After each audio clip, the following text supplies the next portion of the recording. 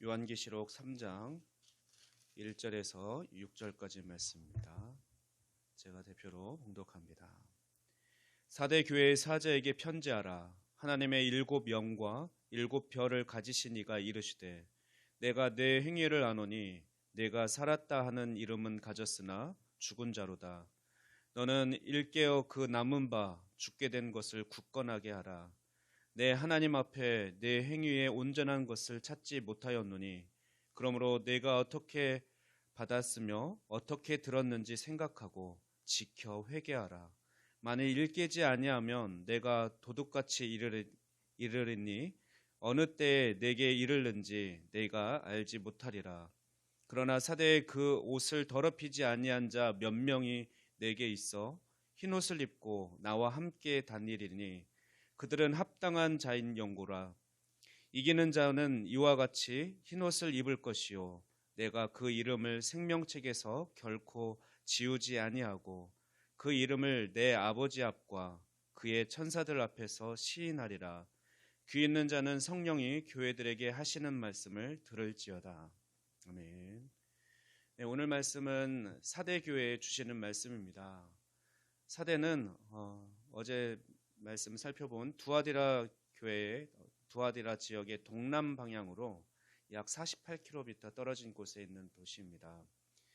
트몰루스 산 줄기 가운데 한 봉우리에 세워진 성체이고 삼면이 450m 되는 그런 절벽으로 되어 있어서 적들이 결코 공격할 수 없는 그런 난공불락의 도시였습니다. 또한 사대는 고대 세계에서 가장 유명한 도시 중 하나였고 7개 교회가 있는 7도시들 가운데서 가장 오래되고 유명한 도시였습니다. 팩톨러스 강 근처 모래사장에서 채굴한 막대한 양의 금으로 엄청난 부를 얻은 도시였고 또한 동시에 제우스를 비롯한 올림푸스 12신 숭배 그리고 황제 숭배 등 종교가 번성하던 곳이었습니다.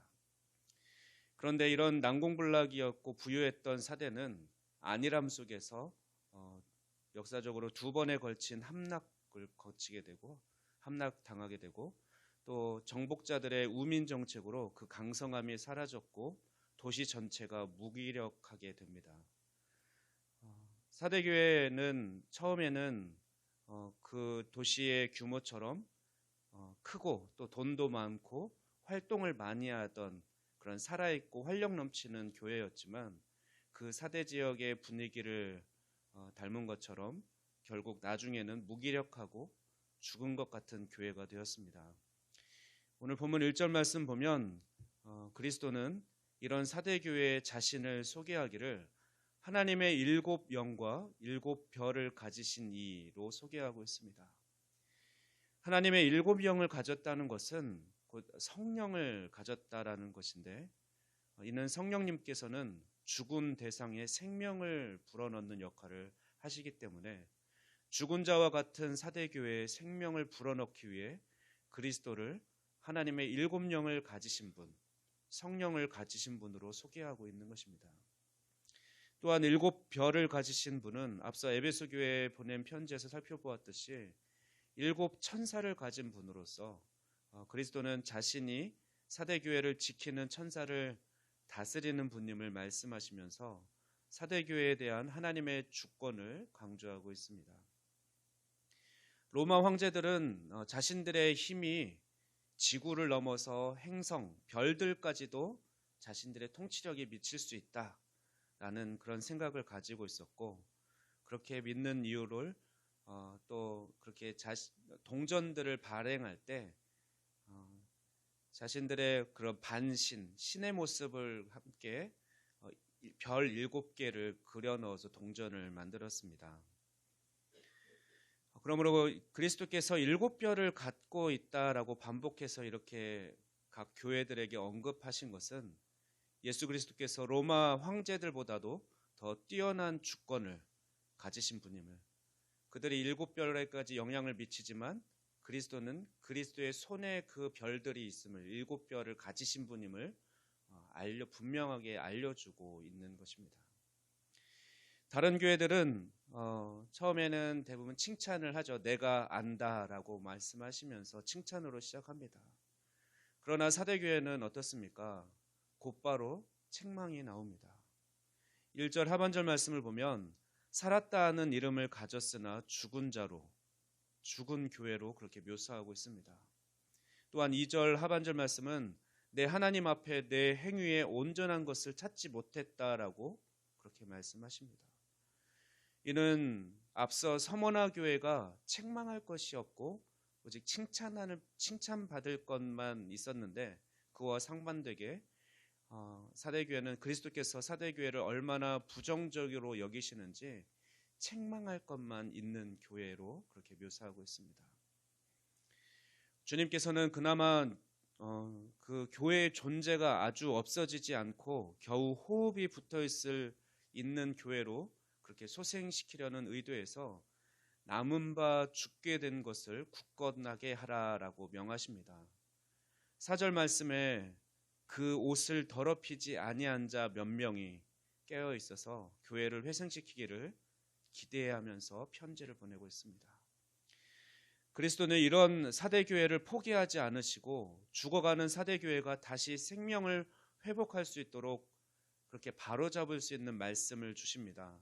3절 말씀을 보면 그러므로 내가 어떻게 받았으며 어떻게 들었는지 생각하고 지켜 회개하라. 만일 일깨지 아니하면 내가 도둑같이 이르리라고 말씀하십니다. 하나님께서 사대교회가 오늘 말씀에는 어떻게 그 교회가 시작되었는지는 알 수 없으나, 역사적으로도 알 수 없으나, 그러나 이제 복음을 어떻게 너희가 받았는지, 어떻게 들었는지 생각하고 지키라고, 그리고 회개하라고, 그리고 깨어 있으라고 말씀하십니다. 이렇게 하나님의 권면은 방금 말씀드린 것처럼 5개의 명령으로 이루어졌습니다. 깨어 있으라, 남은 자를 굳건하게 하라, 내가 받은 것과 들은 것을 기억하라, 또 들은 것을 순종하라, 또 회개하라. 이렇게 5개의 명령으로 그 사대교회를 권면하고 있습니다. 이어 그리스도는 하나님의 말씀을 순종하는 그 여부에 따라서 그들에게 2가지 결과를 말씀해 주십니다. 먼저 부정적인 결과로 그리스도는 그 사대교회가 5가지 그 교정 명령을 따르지 않을 경우에 맞게 될 부정적인 결과를 경고하십니다. 그러므로 만일 내가 깨어있지 않으면 내가 도둑같이 올 것이다 라고 말씀하십니다. 사대 아크로폴리스가 난공불락의 성벽을 믿고 나태하게 그렇게 경비를 세웠었습니다. 그러다가 기습 공격을 당해서 함락을 당하게 된 것처럼 사대교회가 깨어있지 않으면 그리스도는 도둑같이 오셔서 그들을 심판하실 것이다 라고 경고를 하신 것이죠. 그리스도는 이어서 5절 말씀과 같이 긍정적인 결과도 말씀해 주십니다. 이기는 자는 이와 같이 흰옷을 입을 것이요 내가 그 이름을 생명책에서 결코 지우지 아니하고 그 이름을 내 아버지 앞과 그의 천사들 앞에서 시인하리라 라고 3가지 복을 약속해 주셨습니다. 그 3가지 복은 첫 번째, 다시 살펴보면 흰옷을 입을 것이다 라고 약속해 주셨습니다. 이것은 앞서 4절 말씀에서 사대교회의 희망인 깨어있는 몇 사람은 흰옷을 입고 나와 함께 다니리라 라고 말씀하셨듯이 그리스도와 함께 교제하고, 또 로마 군대가 승리했을 때 그 승리의 행진 앞에 그 황제가 흰 옷을 입고 그렇게 행렬했었는데, 그 승리의 개선 행렬에 함께하게 될 것을, 흰 옷을 입고 함께하게 될 것을 말씀하십니다. 2번째 복은 그 이름을 생명책에서 결코 지우지 않으신다라고 약속하십니다. 생명책에서 이름을 지운다는 것은 먼저 구약 성경 말씀에서 대표적으로 출애굽기 32장 32절 말씀에서 그러나 이제 그들의 죄를 사하시옵소서 그렇지 아니하시오면 원하건대 주께서 기록하신 책에서 내 이름을 지워버려 주옵소서라는 그 모세의 중보기도 등 여러 말씀에서 찾아볼 수 있습니다. 그리고 역사적으로는 그레코로만 세계 안에 널리 퍼진 고대 관습과 관련이 있습니다. 실제로 각 도시는 시민들의 명단을 이름을 공공 등기소에 기록해서 보관했고 어떤 사람이 심각한 범죄를 저질러서 유죄 판결을 받게 되면 그 사람의 이름은 지웠다라고 합니다.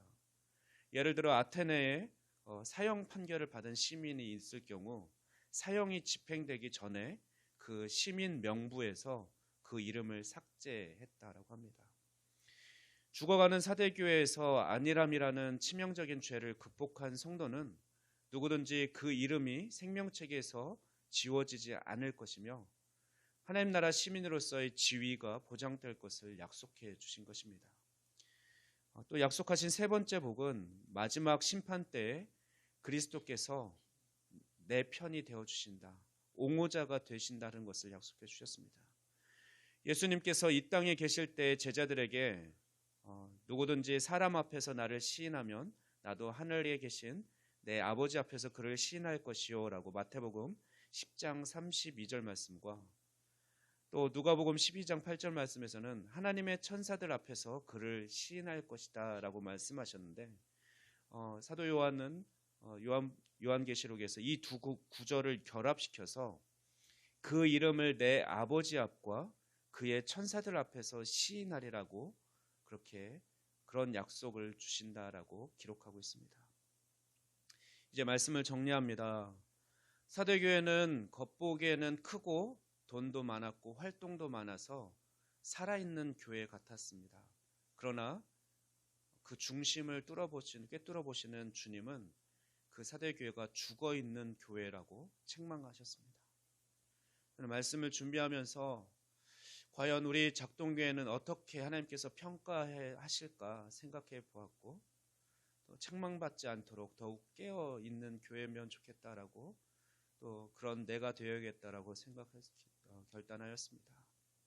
우리 작동교회가 소수의 몇 사람만 깨끗한 옷을 입은 자가 아니라 모든 성도가 깨어있고 하나님 앞에 행위에 온전한 것을 드릴 수 있는 그런 성도가 되어서 주님께서 약속하신 그 세 가지 생명의 복을 모두 받게 되기를 간절히 소망합니다. 기도하겠습니다.